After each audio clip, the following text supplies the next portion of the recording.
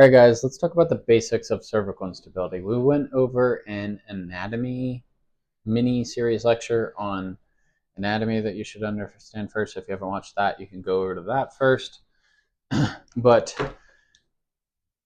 the basics of cervical instability. So all cervical instability is a weakness or an increased laxity of the ligaments within the cervical spine that's going to lead toward excessive motion of the cervical vertebrae when you're making certain dynamic movements.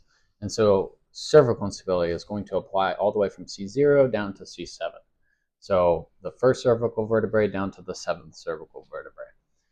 Craniocervical instability is going to deal more so with the upper portion of the cervical spine. So from the skull base down to about C2. And there is a huge set of very important ligaments that attach the upper cervical spine to the skull base. And so those are just the divisions and how you should look at those terms to understand, okay, what are we referring to here?